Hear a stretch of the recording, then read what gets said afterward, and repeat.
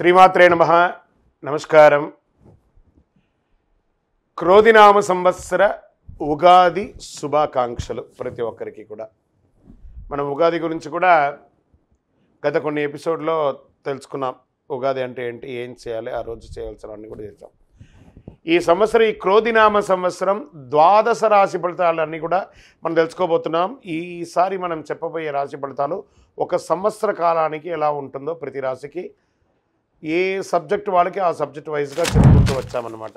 కాస్త ఓపికతో వినండి. 1 ఇయర్ది కాబట్టి కొంచెం ఓపికగా శ్రద్ధాభక్తులతో వినండి, స్కిప్ చేయకండి. అండ్ సద్గురు జ్యోతిషాలయం చెప్తున్నటువంటి ఈ యొక్క అద్భుతమైనటువంటి 1 ఇయర్ ప్రిడిక్షన్లో మా ఛానల్ చూస్తున్న ప్రతి ప్రేక్షక మిత్రులకి పేరు పేరున మీరందరూ కూడా ఆయురారోగ్య ఐశ్వర్యాలతో ఉండాలని భగవంతుని ప్రార్థిస్తున్నాం. జాతకం, ఎందుకు ఈ జాతకం తెలుసుకోవాలి? గోచార గ్రహస్థితులు అన్నింటిని దృష్టిలో పెట్టుకొని, అన్ని వర్గాల వారిని దృష్టిలో పెట్టుకొని మేము జాతకం చెప్పడం జరుగుతుంది. జాతకం పడుతున్న వర్షానికి గొడుగే కానీ జాతకం జీవితం కాదు. నేను ప్రతి నెల కూడా చెప్తుంటాను, ఇప్పుడు యొక్క సంవత్సర జాతకం కూడా చెప్తున్నాను. జాతకం ఎంత నమ్మాలో అంత నమ్మండి. మీ యొక్క వ్యక్తిగతమైనటువంటి జీవితంలో మీరు చేస్తున్న వృత్తిని గట్టిగా నమ్మండి. మీ యొక్క కులదైవాన్ని నమ్మండి. తప్పకుండా మీరు బాగా ఉంటారు. జ్యోతిషాస్త్రరీత్యా ద్వాదశ రాశుల్లో 12వ రాశి అయినటువంటి మీనరాశి మిత్రులారా, మీరు పూర్వాభాద్ర నక్షత్రం 4వ పాదం, ఉత్తరాభాద్ర నక్షత్రం 1, 2, 3, 4 పాదములు, రేవతి నక్షత్రం 1, 2, 3, 4 పాదాలకు సంబంధించిన మీరు ఈ క్రోధినామ సంవత్సరం మీకు శుభాశుభ ఫలితాలు ఎలా ఉన్నాయి అనుకుంటే, ఆదాయం 11, వ్యయం 5, రాజపూజ్యం 2, అవమానం 4. సంవత్సరం గ్రహస్థితిలో గురుడు తృతీయ స్థానంలో స్వర్ణమూర్తిగా సంచరిస్తున్నాడు. శని కూడా ఈ సంవత్సరం అంతా రజితమూర్తిగా సంచరిస్తున్నారు.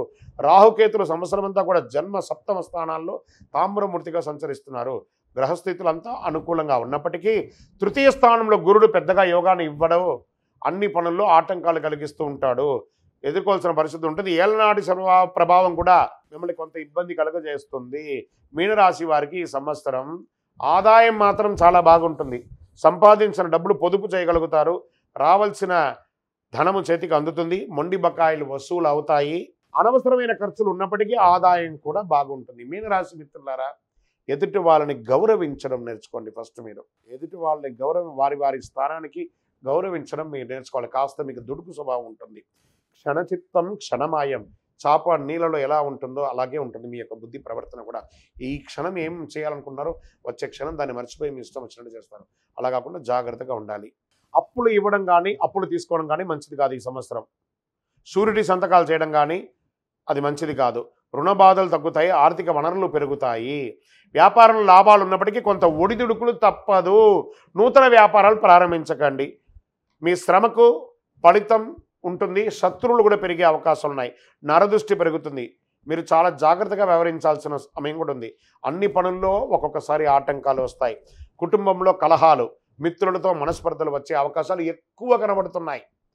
భార్యాభర్తల మధ్య సఖ్యత లోపం అవుతుంది. ఆచితూచి వ్యవహరించండి. ఏవైనా చిన్న చిన్న గొడవలు జరిగినప్పటికీ వాటిని అధిగమించి సర్దుకుపోయి కూర్చొని మాట్లాడండి. అన్నీ సెట్ అయిపోతుంది. వివాహేతర సంబంధాలు మిమ్మల్ని ఇబ్బంది గురి చేస్తాయి కాబట్టి అలాంటి వాటి జోలికి వెళ్ళకండి. దానివల్ల మీ జీవితాలే నాశనం అవుతాయి. మీనరాశి మిత్రులారా, జాగ్రత్త. మీరు కాస్త సున్నితమైనటువంటి మనస్తత్వం గలవారు. కాస్త జాగ్రత్తగా ఉండండి. వివాహానికి సంబంధించి కాస్త వివాహం జరగాలనుకున్న వారికి కాస్త ఆలస్యం జరిగే అవకాశాలు ఉన్నాయి. సంతానానికి సంబంధించిన విషయాల్లో చాలా అనుకూలమైన వాతావరణం ఉంది. గర్భిణీ స్త్రీలకి కూడా చక్కగా ఆరోగ్యవంతులుగా ఉండి కొంచెం చిన్న చిన్న ఇబ్బందులు కలిగిన అద్భుతమైనటువంటి సంతానాన్ని పొందుతారు. కుటుంబ సభ్యుల మధ్య, అన్నదమ్ములు అక్కచెల్ల మధ్య ఆచితూచి వ్యవహరించండి, లేదా బంధుత్వం విరిగిపోయే అవకాశాలు ఉన్నాయి. ఈ సంవత్సరం మీనరాశి వారికి గృహయోగం ఉన్నప్పటికీ కాస్త ఆలస్యంగా గృహయోగం ఉంది. దానివల్ల రుణం చేయక తప్పదు. ఉద్యోగ అవకాశాలు ఉన్నప్పటికీ ఆలస్యంగా ఉద్యోగం వస్తుంది. విదేశాల్లో ఉద్యోగం చేసే వారికి కొంత ప్రతికూలత వస్తుంది. నూతన వాహనాలు కొనుక్కోవడం వల్ల విపరీతమైన ధన నష్టం, వాహనాలు మార్చడం, ఆర్థిక ఇబ్బందులు ఎదుర్కోవడం ఇవన్నీ కనబడుతున్నాయి. రాజకీయ నాయకులకి గడ్డు కాలం. అవకాశాలు వచ్చినట్టే వచ్చి చెయ్యారుతుంది, మళ్ళీ వస్తుంది, మళ్ళీ పోతుంది, మళ్ళీ వస్తుంది, మళ్ళీ వస్తుంది. జాగ్రత్త. ప్రజాక్షేత్రం వెళ్ళేటప్పుడు చాలా జాగ్రత్తగా ఉండాలి. సినిమా, టీవీ, మీడియా రంగం వారికి చక్కటి అవకాశాలు కనిపిస్తున్నాయి. శ్రమకు తగ్గ ఫలితాలు ఉన్నాయి.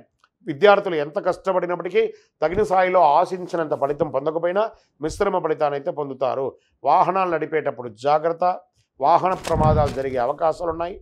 వ్యసనాల వల్ల సమస్యలు తలెత్తే అవకాశాలు ఉన్నాయి. కుల వృత్తులు చేసేవారికి కలిసి వస్తుంది.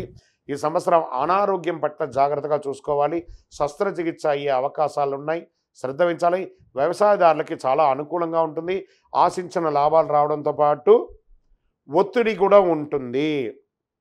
ఓవరాల్ మీనరాశి వారు మిశ్రమంగా శ్రమించాలి. అన్నిటికీ ఒకటే మార్గం ఏం చెప్పండి?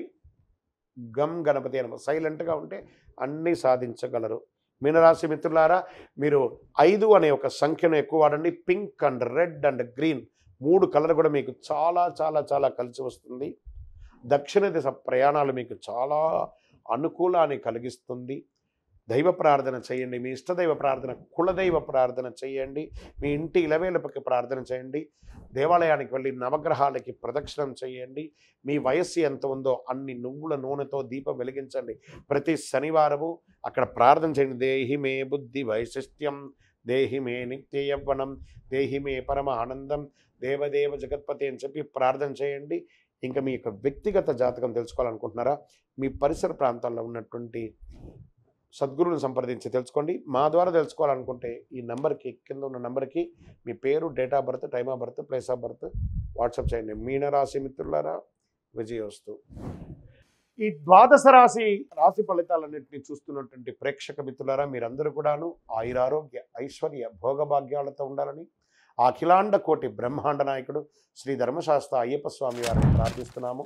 మీరు తిరుపతికి వచ్చినప్పుడు మన అయ్యప్ప స్వామి వారి 18 అవతారముల దేవాలయం, అయ్యప్ప స్వామి వారి 18 అవతారాల దేవాలయాన్ని దర్శించుకోగలరు. తిరుపతి రైల్వే స్టేషన్ నుండి, బస్టాండ్ నుండి 3 కిలోమీటర్ దూరంలో కపిల తీర్థానికి దగ్గరలో జీవకోన అనే ప్రాంతంలో బ్రహ్మశ్రీ డాక్టర్ చంద్రమౌళి గురుస్వామి గారు నిర్మించి సమాజానికి అంకితం ఇచ్చున్నారు.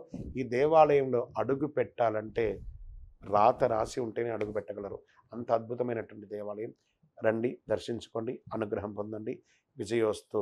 వందే మాతరం, వందే మాతరం, వందే మాతరం. చంద్రమౌళి వెంకటేష్ శర్మ గురుస్వామి. శరణమయ్యప్ప.